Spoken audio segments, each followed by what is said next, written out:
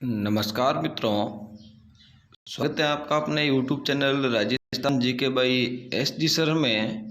देखिए मित्रों, आज हम अध्ययन करेंगे भारतीय संविधान। और इस भारतीय संविधान के अंदर जब हम भारतीय संविधान की शुरुआत करते हैं मित्रों, तो सर्वप्रथम हमें कुछ महत्वपूर्ण शब्द हैं और उन महत्वपूर्ण संवैधानिक शब्द हैं, उनकी शब्दावली का जो पूरा अर्थ है वो आना चाहिए।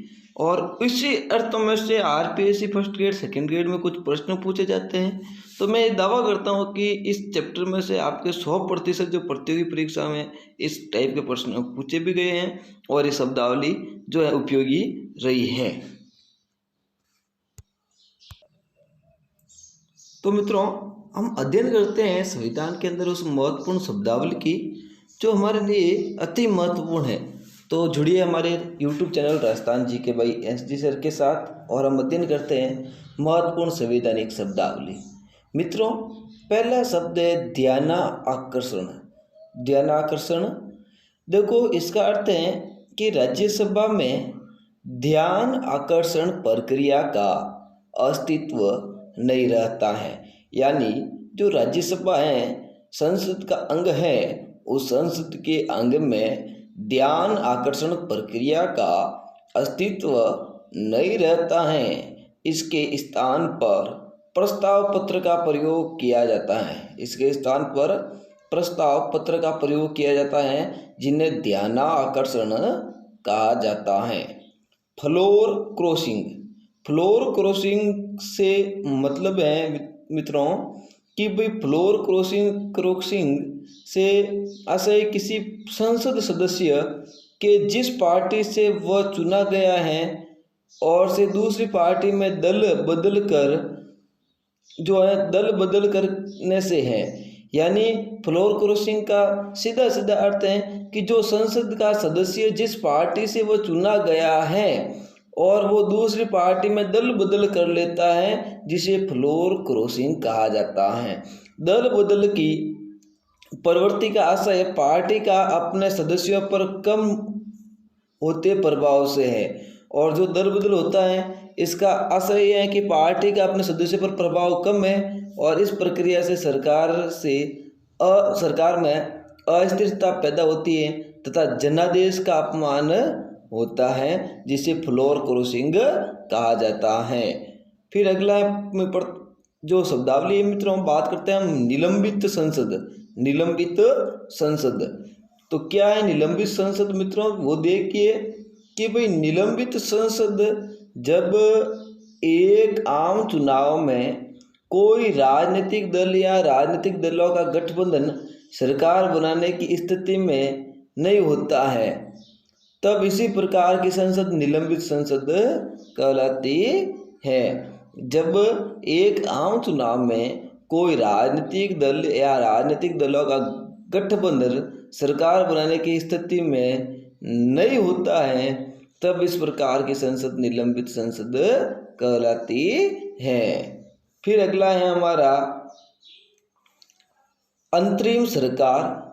अब देखो, आपने कई बार पढ़ा होगा ये अंतरिम सरकार क्या है। यह सरकार, अब हम बात करते हैं मित्रों अंतरिम सरकार की, तो मेरे भावी अध्यापकों, मेरे भावी राजस्थान पुलिस कर्मचारियों और मेरे भावी पटवारी, जो जितने भी आप तैयारी कर रहे हो अपनी भावी नौकरियों की, तो आपको मैं पहले ही उपाधि दे दूँ, मेरे भावी अध्यापकों तैयार हो जाइए, अपनी कमर कस लीजिए।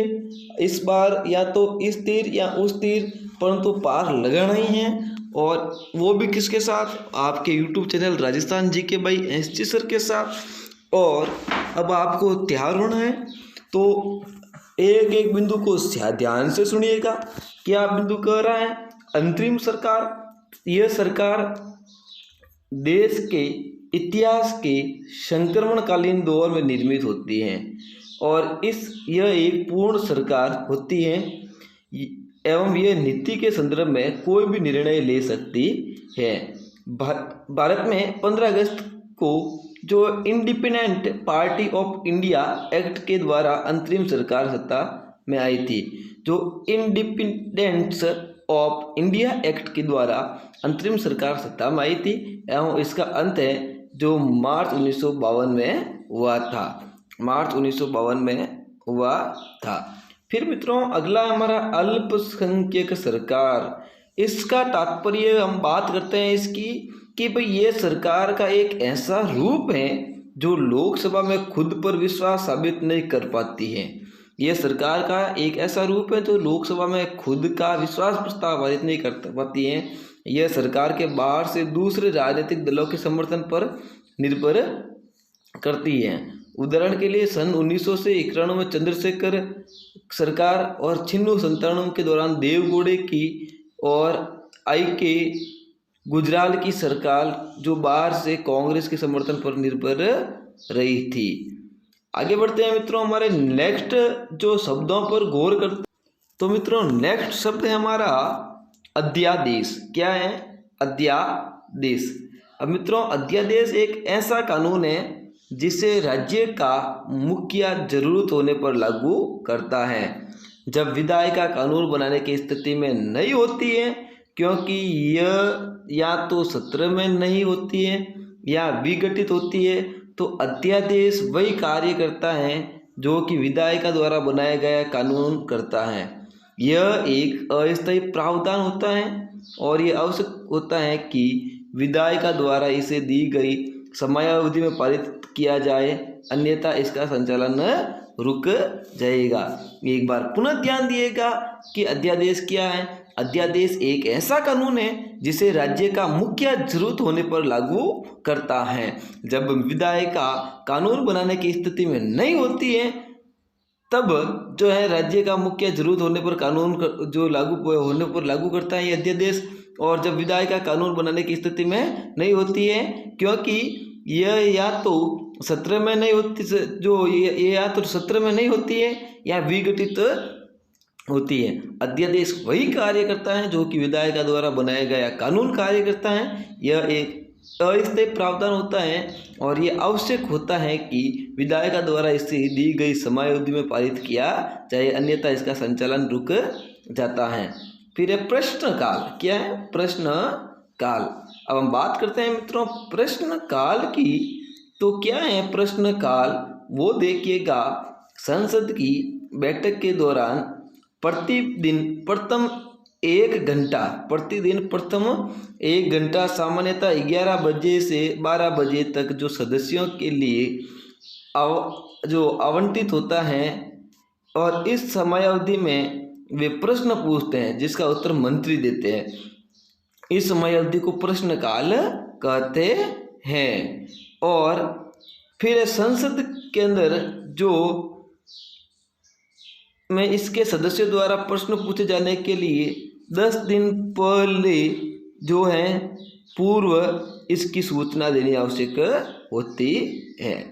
आगे बढ़ते हैं। आगे बढ़ने से पूर्व एक बार फिर नज़र डाल देते हैं प्रश्नकाल की ओर। क्या है प्रश्नकाल? तो संसद की बैठक के दौरान प्रतिदिन प्रथम 1 घंटा सामान्यतः 11 AM से 12 AM तक सदस्यों के लिए आवंटित होता है समय, और इस समय अवधि में वे प्रश्न पूछते हैं जिसका उत्तर मंत्री देते हैं। इसकी समावधि को प्रश्नकाल कहते हैं और संसद इसमें इसके सदस्यों द्वारा प्रश्न पूछे जाने के लिए 10 दिन पहले पूर्व सूचना देनी आवश्यक होती है। कोरम क्या है मित्रों? हम बात करते हैं कोरम की। देखो, कोरम की बात करने से पूर्व मित्रों अभी तक मैं आपको बता दूं कि आपने अभी तक हमारे यूट्यूब चैनल राजस्थान जी के भाई SD सर को सब्सक्राइब नहीं किया है, तो एक बार आपसे आग्रह करूंगा कि आप अपने यूट्यूब चैनल राजस्थान जी के भाई को अपने परिवार की तरह मानकर एक बार जरूर सब्सक्राइब कर दें, ताकि मेरा मनोबल बढ़ता रहे, आपके लिए और भी नई नई जानकारी लेकर आता रहूं। कोरम किसी संगठन के न्यूनतम उपस्थिति सदस्यों की संख्या की कहते हैं जो कि इसकी बैठक के लिए आवश्यक होते हैं। इसकी पहली कार्य प्रणाली चलती है। उदाहरण के लिए संसद की बैठक आहूत करने के लिए सदस्यों की उपस्थिति कोरम जरूरी होती है। कोरम की उपस्थिति में बैठक जो है बकस्ती हो जाती है या बर्खास्त हो जाती है, कोई कार्य नहीं होता है। तो कोरम हम सीधे सीधे कह सकते हैं सदस्यों की उपस्थिति। कोरम किसी संगठन की न्यूनतम उपस्थिति सदस्यों की संख्या की कहते हैं। यानी जो कोरम किसे कहते हैं, कोरम किसी संगठन के न्यूनतम उपस्थित सदस्यों की संख्या को कोरम कहते हैं, जो कि इसकी बैठक के लिए आवश्यक होते हैं। इसमें इसकी कार्य जो प्रणाली चलती है, उदाहरण के लिए संसद की बैठक आहूत करने के लिए सदस्यों की उपस्थिति कोरम जरूरी होती है, और कोरम की उपस्थिति में बैठक जो है, अनुपस्थिति में बैठक जो बर्खास्त हो जाती है एवं कोई कार्य नहीं होता है। फिर है व्हिप। व्हिप क्या है? देखिए मित्रों, यह किसी राजनीतिक दल द्वारा जारी एक आधिकारिक आदेश होता है। यह विधायिका में किसी दल विशेष की सदस्यों के व्यवहार को नियंत्रित करने एवं दिशा निर्देश देने के लिए जारी किया जाता है।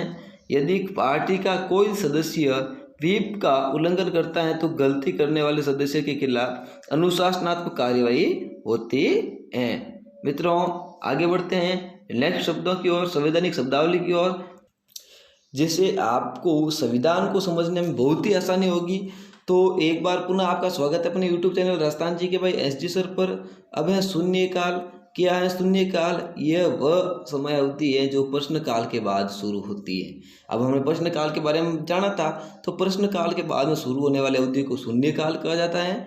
यह तब अस्तित्व में आता है जब सदस्य लोक महत्व को किसी मामले की छोटी सूचना या बिना किसी सूचना के उठाते हैं। इस प्रक्रिया को संसद के नियम एवं प्रक्रियाओं के अंदर नहीं रखा जाता है। सन 1970 में औपचारिक हो गया था, और ये जो सन 1970 से संवैधानिक या औपचारिक हो गया था। तो मेरे भावी मित्रों, एक एक बिंदु को ध्यान से पढ़ना। मेरे भावी अध्यापकों, मेरे भावी लेक्चररों, जो एक एक बिंदु को ध्यान में पकड़ना, जो पढ़ना मेरे भावी सीनियर अध्यापकों, यह जो शून्यकाल क्या है, यह वह समयावधि जो प्रश्नकाल के बाद शुरू होती है, पहली बात।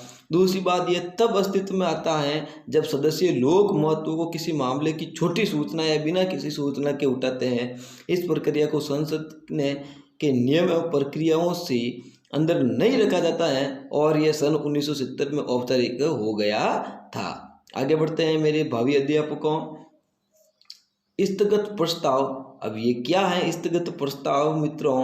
तो ध्यान देना, यदि आकस्मिक रूप से राष्ट्रीय स्तर पर महत्वपूर्ण कोई घटना या दुर्घटना घट जाए तो सदन के सारे सदस्य प्रस्ताव रख सकते हैं कि उस समय विचारकालीन मामले को कुछ समय के लिए रोक कर उस घटना पर विचार किया जाए, जो स्थगत प्रस्ताव कहते हैं। यानी मान लो सब यह संसद के अंदर या कोई व्यवस्था के अंदर कोई भी बैठक चल रही है, और उस दौरान हमारे देश के अंदर कोई आकस्मिक घटना हो जाए, राष्ट्रीय स्तर पर वो घटनाएं पहुंच जाए, वो दंगा पहुंच जाए, या वो कोई भी जो आकस्मिक घटना हमारे राष्ट्रीय स्तर पर पहुंच जाए, और वो महत्वपूर्ण कोई घटना या दुर्घटना घट जाए, तो सदन के सदस्य यह प्रस्ताव रख सकते हैं कि जो उस समय अवधि के अंदर जो दिन मामले को कुछ समय के लिए जो विचार में आया था उसको रोक कर एक साइड कर दे, और उस घटना पर विचार कर लिया जाए, जो इससे स्थगन प्रस्ताव कहते हैं। इस प्रकार का प्रस्ताव न्यूनतम जो 50 सदस्यों की स्वीकृति पर ही रखा जा सकता है, और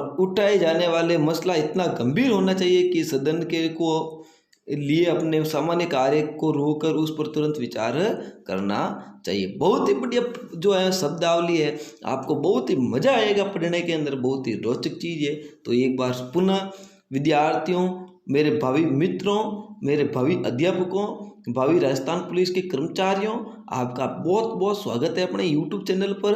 अब आप तैयार हो जाइए अपनी सफलता के लिए, अपने निशान को जो है भेदने के लिए। तो एक बार पुनः मैं आपका अपने YouTube चैनल राजस्थान जी के भाई SG सर पर स्वागत करता हूं। आगे बढ़ते हैं, और इसके अलावा इसी के अंदर आवश्यक व उचित हो कि अध्यक्ष को इस संबंध में पूरा अधिकार है कि वह उस मामले पर वाद विवाद की अनुमति दे या न दे, और स्थगन प्रस्ताव के माध्यम से। अब स्थगन प्रस्ताव में क्या है विद्यार्थियों, कि यह भी आवश्यक है और उचित हो कि अध्यक्ष जो उस समय जो अध्यक्ष होता है वह इस संबंध में पूरा अधिकार है कि वह इस मामले में वहाँ के जो सदस्यों को वाद विवाद की अनुमति दे या न दे, उसके ऊपर होता है। यदि सदस्य जो बहुत ही गंभीर है मामला, तो उसको खुद को निर्णय लेना होता है, वाद विवाद के लिए समय खराब नहीं करना पड़ता है। और स्थगत प्रस्ताव के माध्यम से संसद सदस्यों को यह मौका मिलता है कि मंत्रियों के कार्य एवं भूलों को प्रकाश में ला सके। अगला है हमारा मिलीजुली सरकार। मिलीजुली सरकार, जब किसी प्रजातंत्र में दो या दो से अधिक राजनीतिक दल, भारत में जनता पार्टी व अकाली दल की मिलीजुली सरकार बनी हुई है। देखो, जब किसी प्रजातंत्र में दो या दो से अधिक राजनीतिक दल आपस में मिलकर सरकार बनाते हैं उसे मिलीजुली सरकार कहते हैं। हमारे केंद्र स्तर पर भारत में जनता पार्टी और अकाली दल की एक मिलीजुली सरकार बनी हुई है। तो मित्रों, आज का हमारा चैप्टर पूरा होता है। कल मैं फिर आपके सामने लौटूंगा एक इसी जो बिंदु पर हम चर्चा करेंगे महत्वपूर्ण संवैधानिक जो शब्दावली के अंदर, और भाग 2 संख्या जो हम अलग अलग पार्टों में पढ़ेंगे, ताकि आपका भी समय जो आपको ऐसा बोरिंग महसूस नहीं हो। और इसके लिए अलग अलग पार्टों में पढ़ेंगे, तो पार्ट संख्या 2 जल्दी लेकर आएंगे आपके सामने। तब तक बने रहे हमारे यूट्यूब चैनल पर। धन्यवाद।